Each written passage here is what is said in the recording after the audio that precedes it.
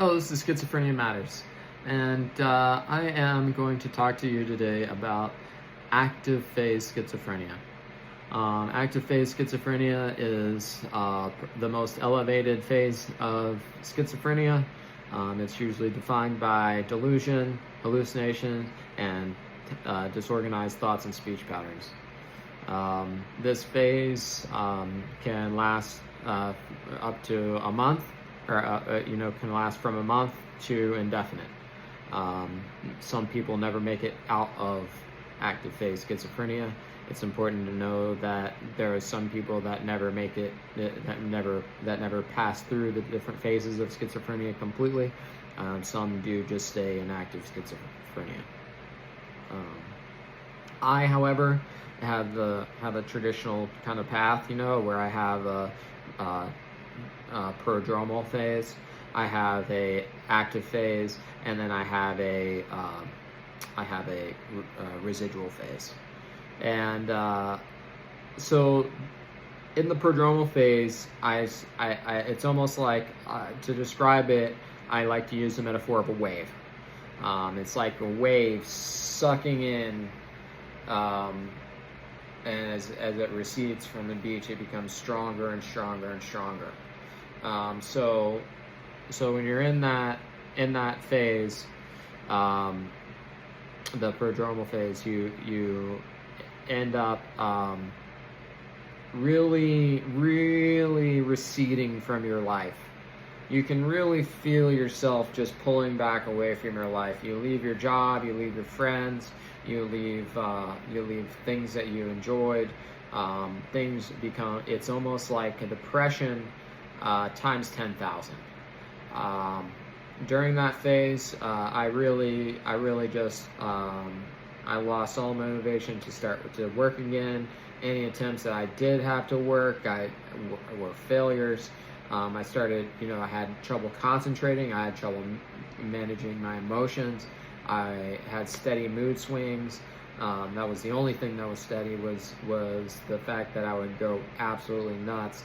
But I still had a degree of sanity, right? Like, I still had an ability to match my external environment, though I did have extreme beliefs that I was being followed, right? Like, I had a belief, that a paranoid delusion, that I was being followed by a secret by a secret society, and that these people were ruining my life by drugging me, because of some prior offense, because of who I thought my grandfather was, or who I thought, or like some action in the past that I had done that had upset society, and that these people were following me, and that they were causing me to have these psychotic breaks, because they were either like causing me stress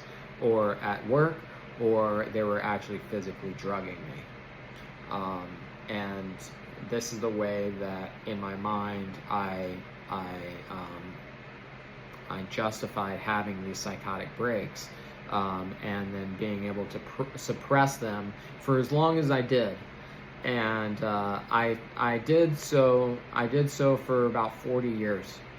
Like, I'm 40 years old, and I had hallucinations from the time, and signs of schizophrenia from the time I was 7 years old. So I had high fevers as a child. I don't know if that has anything to do with it. I have so many of the things that make it comorbid, that I don't know if it's environment or a genetic factor. All I know is that I've had this type of experience in my life since I was a little kid. I thought that I had a monster in me, and I knew that I was different than the rest of the kids around me. When I was a teen, I would completely disassociate from where I was at. and I would make believe that I was somewhere else, while I was at home or while I was at school. Even though that I was a good student, I would still disassociate while I was in class, or I would experiment with drugs and alcohol, and I was at a routine. By the time I was 16, I was in and out of rehab and Alcoholics Anonymous and drugs and Narcotics Anonymous, and by 19, I tried to take my life with alcohol. And after taking a large amount of acid, and having a psychotic break that was like the first one that lasted for over a week, and I tried to take my own life. I was hallucinating that I had spiders crawling on me. I had hallucinations for about 7 to 8 years. During that time, I would see kaleidoscopic patterns emerge out of carpet and out of walls and out of patterns that would make patterns out of the complexion on people's faces. Their clothes, anything that had a I would say like a ceiling effect. When you look up at the ceiling and the popcorn ceiling, and you start seeing images in the popcorn ceiling, it was kind of like that, but with everything was like that, and then it became kaleidoscopic, and everything was very flowery and paisley. That is a hallucination that I had. Hallucinations that I had, I could taste in color.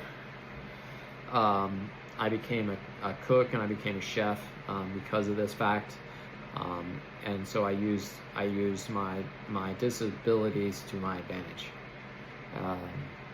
I suppressed all the fear that I had of the people that were around me, and I tried to treat them well, even though that I thought that they could potentially be in a secret society that were trying to hurt me.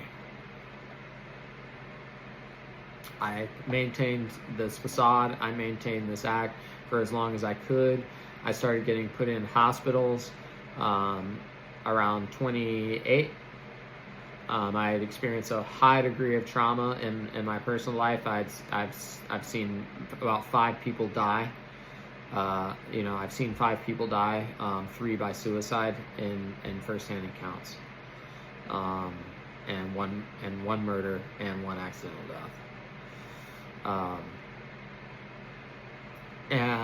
So I've had the trauma, so I thought it was if it wasn't the secret society that was following me and drugging me, I thought it was stress that was triggering these psychotic breaks. It was, but it was also because I was stressed and schizophrenic.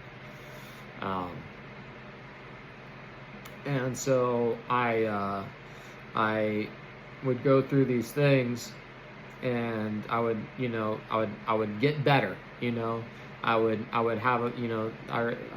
have these month-long delusions and breaks from reality, but I would get better. So I thought that I would, I just thought it would just pass through my system. I didn't understand how schizophrenia worked. I didn't understand there were different phases. I didn't understand that. I thought that if you had schizophrenia, you just had it forever, and you were just, constantly afflicted with this thing. I thought I thought schizophrenia was active phase throughout your entire life. And I didn't know that there could be another way, even though that it can be that for some people. Some people can get into the active phase schizophrenia, and that can be it for the rest of their lives. For me, it's different. Slightly, if there's a rule of 25, I'm in that third percentage where I can recover somewhat with medication. I have to stay on medication. So when in active phase, I hear voices that are goal directed, that result in goal directed behavior that can be very damaging and very dangerous. When I am in active phase, I have delusions that take me away from reality, that can make me very dangerous to myself and to others. My disorganized thought patterns and speech make me, the disorganized thought patterns would make me a danger to myself, and the ability to communicate help, the need for help. So there's no way it's being completely blind in yourself, and having no way out, no vision out.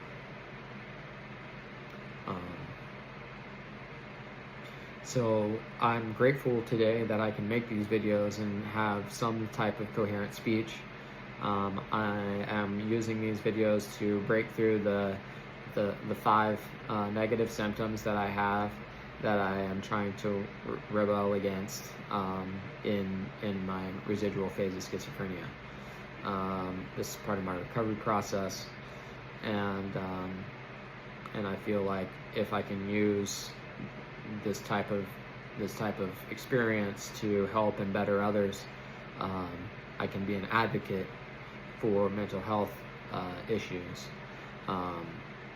One of which is housing for at-risk individuals leaving mental health facilities, because there really isn't a lot of aftercare.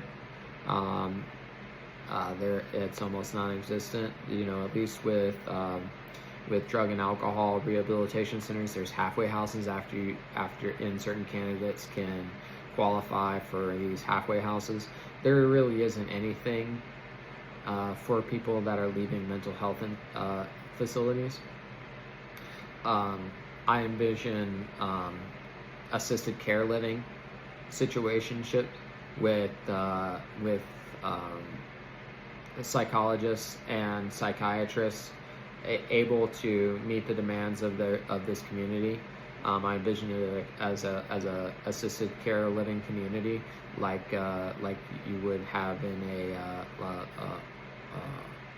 old folks, for people that are aging. I feel like we still need the same level of care, and it would be really nice to have a place where I feel like this is the way that we treat mental health people, mental health illnesses, and people with mental health illnesses is the way that we can treat homelessness and drug addiction, street level drugs, if we make an effort in that direction. Not necessarily asylums, but actual just assisted care living situations for people with mental illness,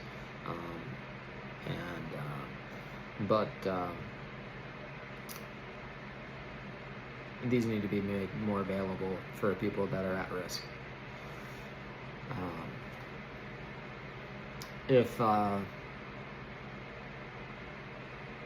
And on that, I'm going to end the video there.